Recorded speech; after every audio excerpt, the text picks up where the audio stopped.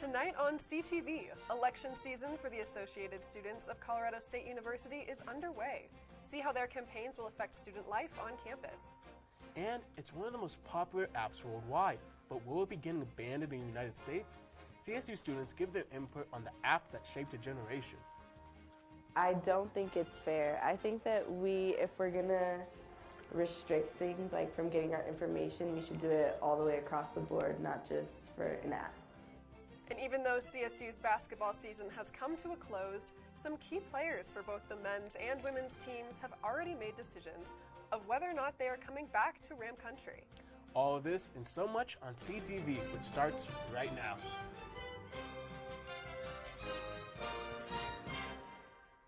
Good evening, I'm JJ McKinney. And I'm Naomi Homer.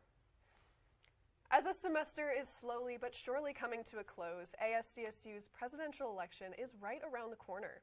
This April, students will be able to vote on their favorite student representative to lead them through the next year, with 4 candidates to choose from.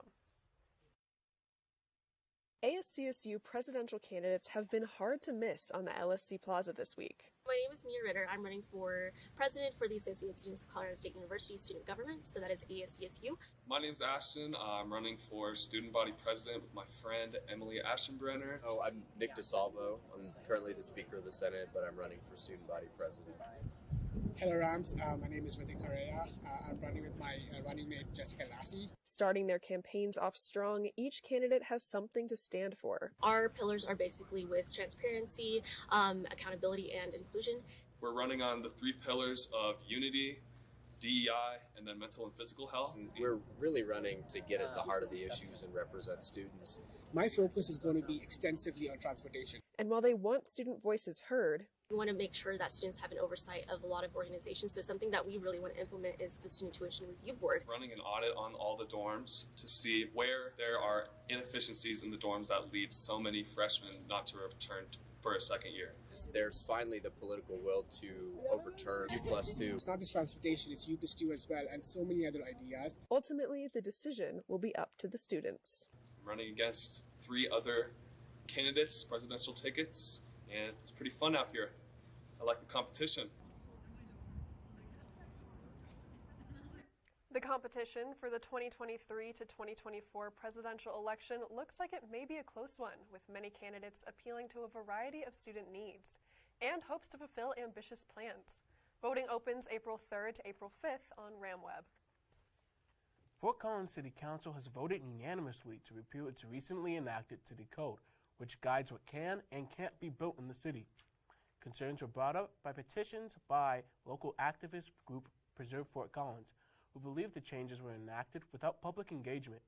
The repeal sent city staff to the drawing board to figure out how to create new codes with the city's opinion of residents. The city still wants the land use codes to focus on principles concerning increasing overall housing capacity, diversifying housing choices, improving affordability, and the improvement of developmental processes as a whole. However, residents of the city want to adjust things about the code, such as where to allow certain housing choices, interactions between the code and private covenants, and affordable housing incentives. The new code revisions will reportedly extend this process to 6 to 9 months and cost the city $150,000 to apply. But Fort Collins City Council hopes this will open up a productive dialogue between the city and its residents on important topics now and the future. Stick around, because right after this break, we have Adam Carlson here to bring you the weather rundown.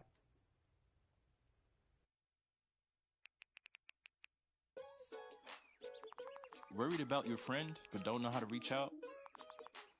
You could say how are you or get a fake tattoo. You could ask with an app if it works for you. You could chat with them in VR. It's so good. If you think you should check in, yeah, you should. Whatever gets you talking. Reach out to a friend about their mental health. Whatever gets you talking. Learn how you can help at seizetheawkward.org.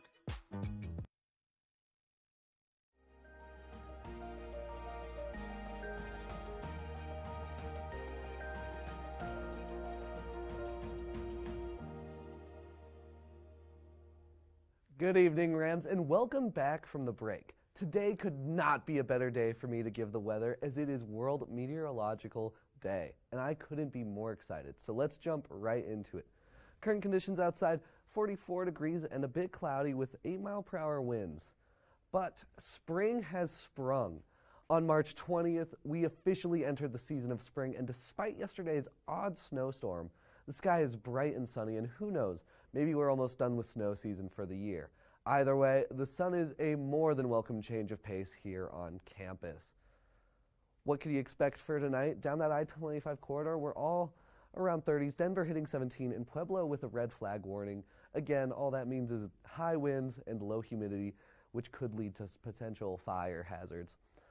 In the western slopes, we have Craig up at 18, Grand Junction given the high of 31, and Telluride having an avalanche warning for the skiers out there. Eastern slopes, we can see Eastern Plains, it's just around 30s, Lyman being the oddball at 25 degrees. Now for tomorrow's forecast, 53s are high, 27 are low. It's going to feel a lot like what today was. Pretty sunny out and nice, except clouds. We'll have more clouds. Humidity at 37% and wind at 10. And sunset is now at 7:16.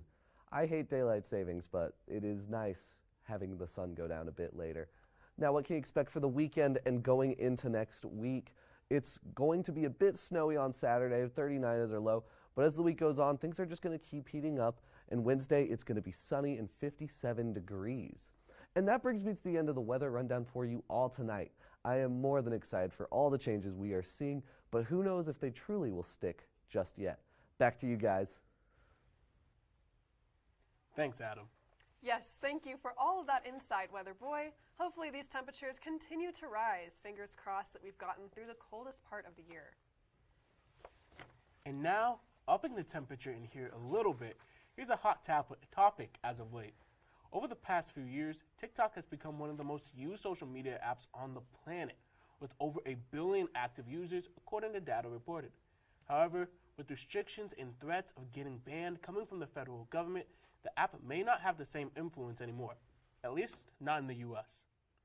The Chinese-created and owned app has been under constant threat of banning ever since the Trump administration first threatened it in 2020 as a response to national security concerns and growing tension, a threat currently being upheld by the Biden administration now. Pressure is coming from federal officers demanding that the app Chinese owners sell their stake in the social media platform so that there is no threat of U.S. data being sold for profit, or risk the social media giant getting banned in the States. The ultimatum comes from the U.S. government's escalation with the Chinese Communist Party and national security scares about the app and its alleged ability to spy on Americans. As TikTok's future in the U.S. looks uncertain, let's see how CSU students feel about the potential ban. So I would personally say that I am for the banning of TikTok. I think ultimately there's a lot of good that will come out of it with just people interacting with actual people more as opposed to interacting with a phone screen. I learn a lot about outside of the U.S. from TikTok and like other things, so it is taking away like that from me if it gets banned. I don't think it's fair. I think that if we're gonna restrict things like from getting our information, we should do it all the way across the board, not just for an app. Government already spies on us and has all our information, so I don't understand why China can't have our information too. I think if there's like definitely evidence of like there being a national security thing with like how they're running the app, then yeah. But at the same time, if you're going to do it for this app, then you should probably do it for the other apps. The CEO of TikTok made his first appearance in front of Congress to assure the government that TikTok is not a security threat. While national concerns of TikTok getting kicked out of the U.S. are growing, nothing has been set in stone. Man, I use TikTok so much, it's kind of become like a time waster. Yeah, no, I definitely use it to when I don't want to like do homework, I'll just go on my phone and I'll pull up TikTok, but I don't know if that's the best habit of mine to have. Exactly.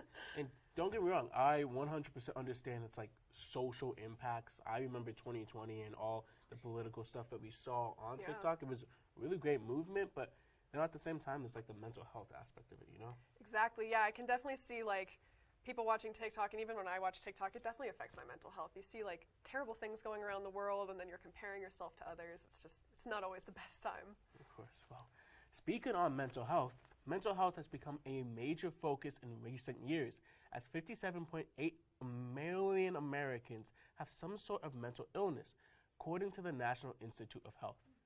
Now that mental health is becoming normalized, a question that many people don't really ask is, how are therapists taking care of their own mental health?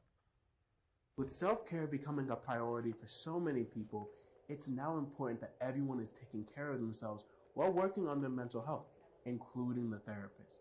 I was actually able to reach out to local licensed therapist Ben Smith to see how professionals are doing just that.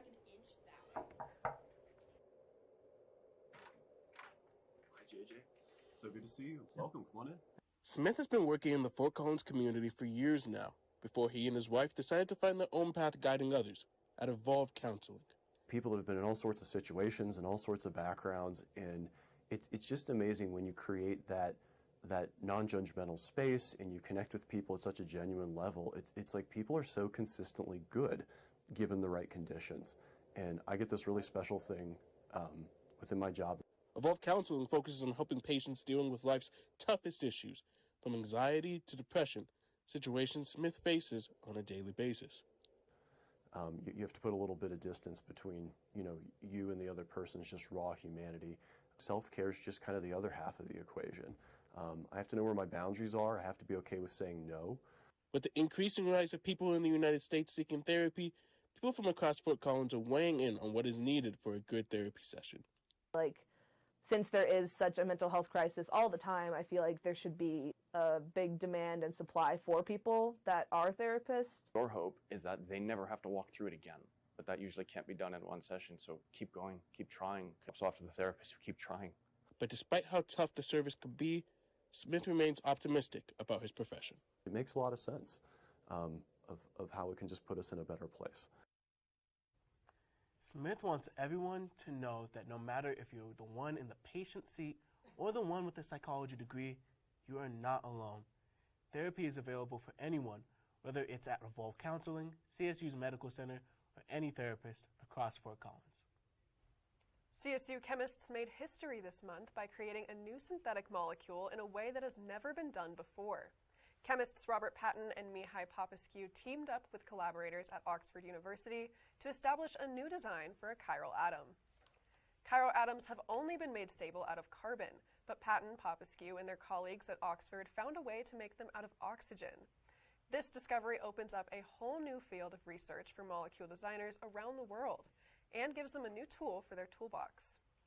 According to Patton, given the fundamental importance of chirality in catalysis, medicine, and materials, it will be exciting to explore the properties of chiral oxygen atom-containing compounds in future studies. This new discovery is bound to create quite a reaction from the community. And with that shocking news, let's pour ourselves into the break. But be sure to stick around, Rams, because Ali Niaz has a story thrifters are going to want to hear.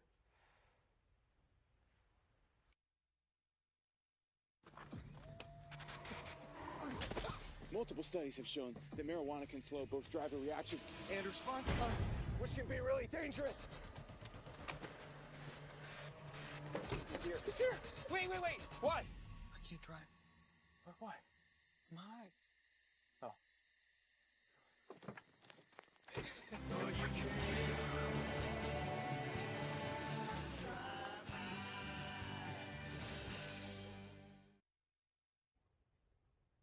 Welcome back from the break.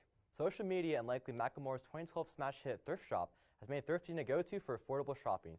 But what are the hidden risks of popping tags with only $20 in your pocket?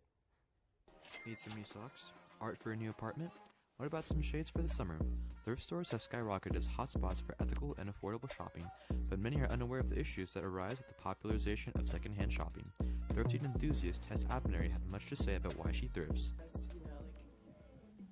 Someone who recently graduated from college making minimum wage, that's what's affordable for me. But as the popularity of thrifting has risen in recent years, so have the prices. Thrifting in general has become way less affordable. I feel like when I started buying almost all of my wardrobe at thrift stores, it was a lot more affordable. You could get a sweater, a pair of pants, and a t-shirt for $10 or $15, and now it's $20 or more almost always. Big contributors to the increase are thrift hauls and online resellers. They kind of undermine some of the main points of thrifting in the first place. I mean, look at this. This person is selling Levi jeans for $125 when you can buy a new pair for 70 bucks.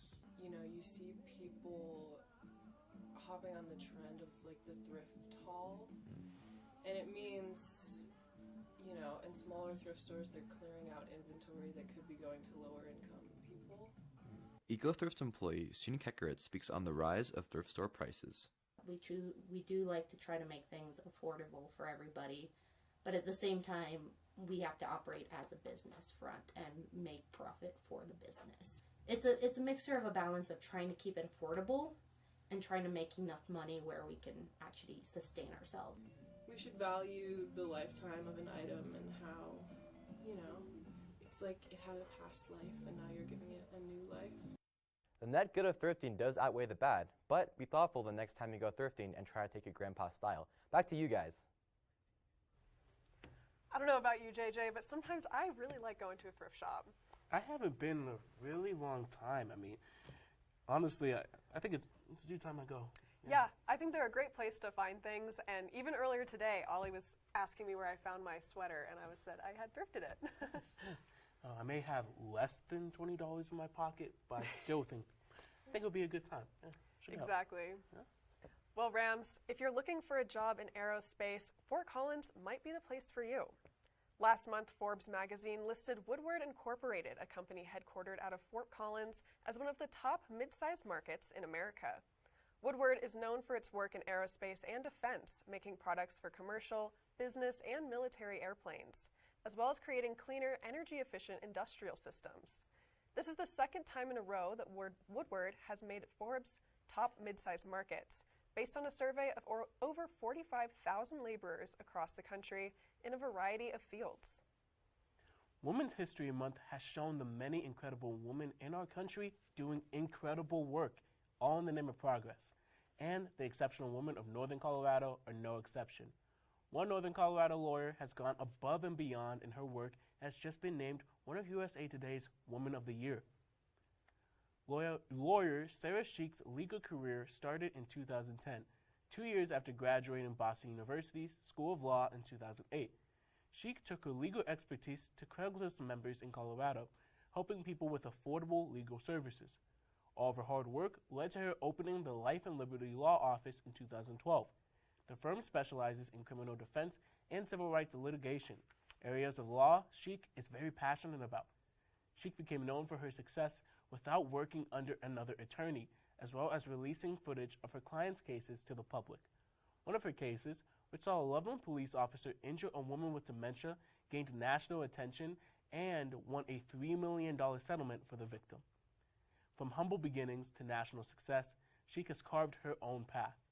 When asked about her success, Sheik stated, "The brand of courage that I try to live by and teach to my kids is to try and execute, to have the determination to fix a wrong that you see or make things better, even if people are telling you no, or especially if the people who are telling you no have a lot more power and are scary. Courage is trusting yourself, loving other people no matter what, and trying to leave the world a little better than you found it." That's a message I think we can all get behind. This weekend, CSU's Kappa Alpha Theta sorority and Sigma Nu fraternity are teaming up for a charity event for children in need. The event, called Rock for CASA, aims to raise money for court-appointed special advocates for children in Larimer County. With children in foster care being one of the most vulnerable populations in America and more likely to face homelessness, incarceration, and unemployment, CASA volunteers aim to support abused and neglected children and advocate for safe, permanent connections to family and community. The event will take place March 25th at the Kappa Alpha Theta House and will host local musical talent by Still Runnin'. Madeline is up next for some updates in the world of CSU sports, like she always is. Find out about all the movement happening within the Rams basketball over the past few days right after this. Living with someone you don't know on the other side of the wall is hard, especially if you don't know how to be a good roommate. The first thing that you'll want to do to be a good roommate is make sure that you always stay quiet.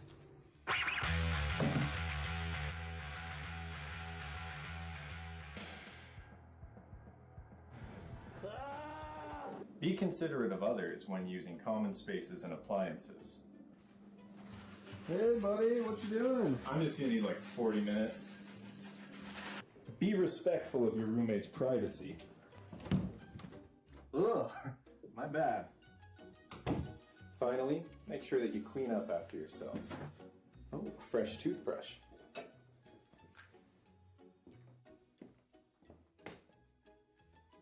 Have you seen my toothbrush? Follow these tips to get along with your roommates and your landlord.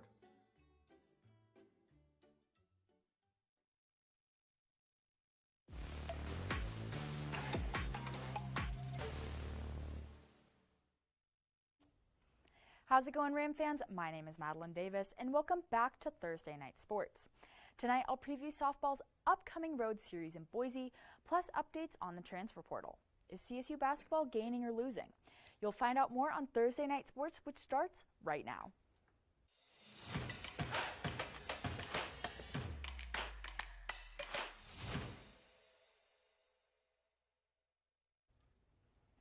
As of a couple days ago, it is officially spring, which means spring sports are in action.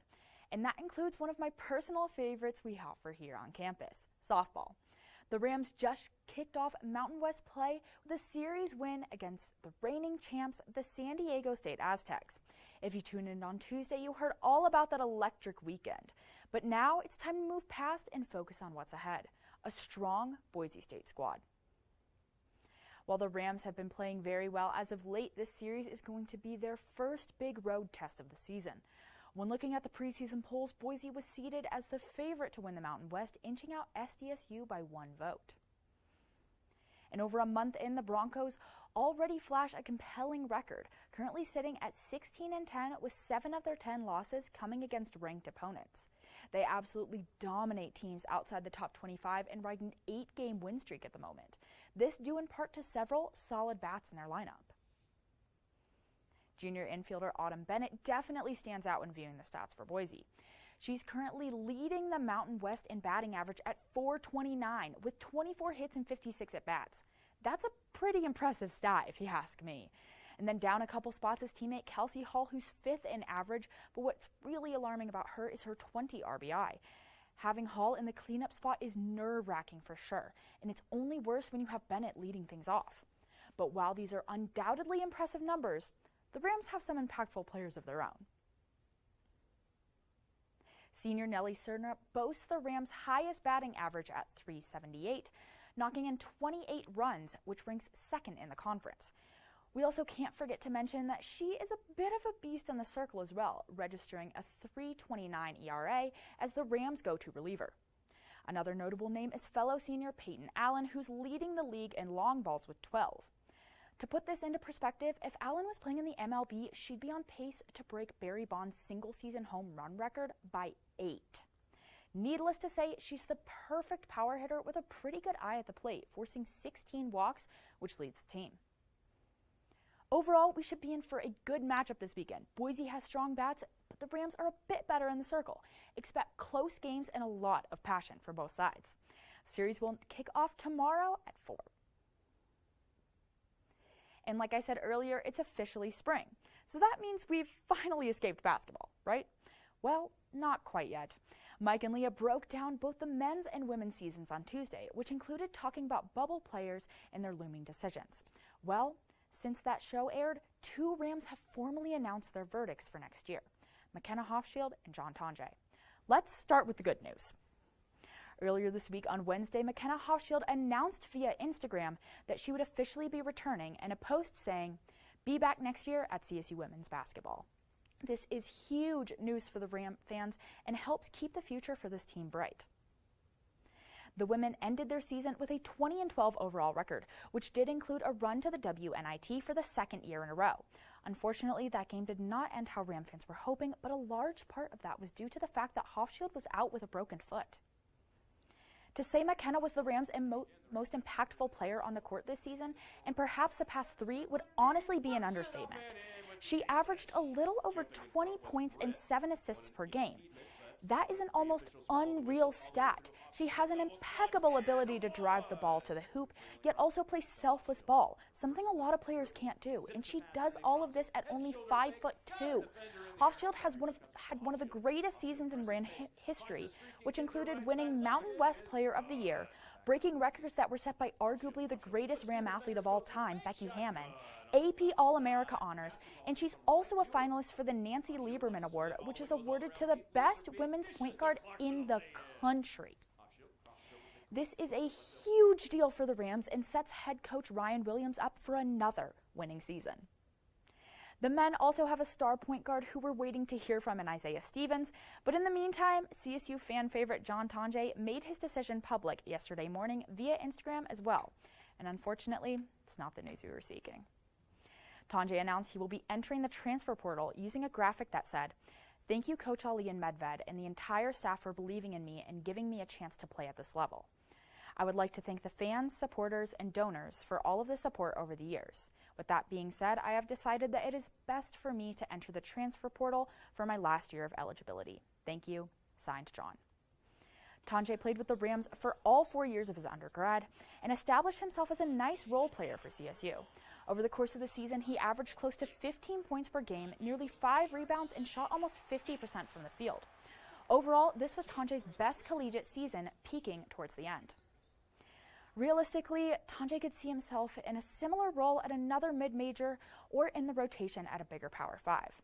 It will be interesting to see where he ends up, but regardless, he will always be a Ram, and I will definitely never forget when he dropped 31 points on Oral Roberts to open up the 2021-22 season. Don't worry too much, though. We're not the only school to lose a player or two in the portal. I mean, look at Wyoming. They've lost 3 guys just this week.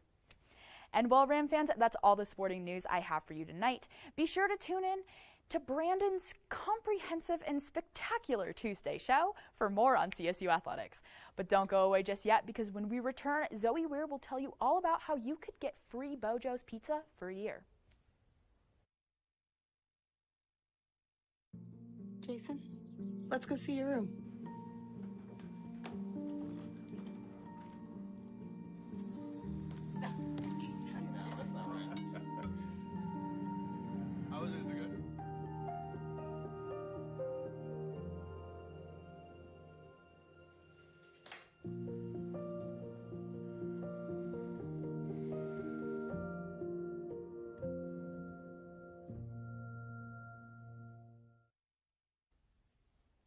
Welcome back from the break.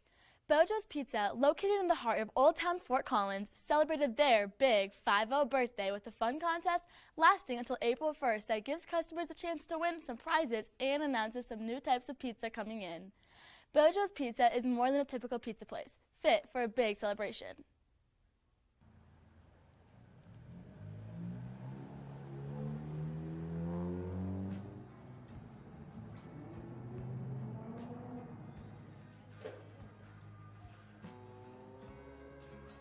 So for our 50th anniversary, we're having like a little contest. The first 50 people in are getting a little special prize bag. And then besides that, if you draw on like some napkin art for us, you can turn it into some employee who's working here. And we'll spin a little prize wheel for you and you have a chance at winning something. Bojo's has like this big old mountain crust where it's all rolled over. It's like this big thing that you can dip in honey afterwards. That's kind of like Bojo's specialty is dipping your crust in some honey after you finish your pizza.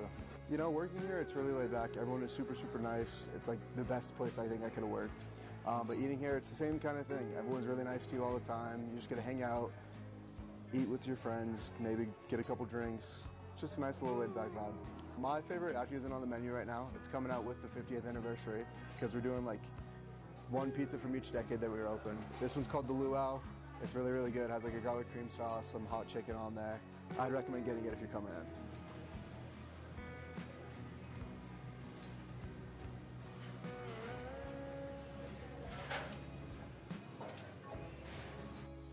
Wow, for a first timer eating Colorado-style pizza, that definitely exceeded my expectations.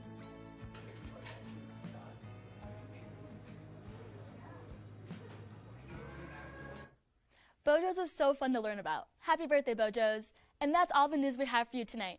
Stay tuned for next week for some more amazing content and stories. Have a good evening and stay classy, Fort Collins.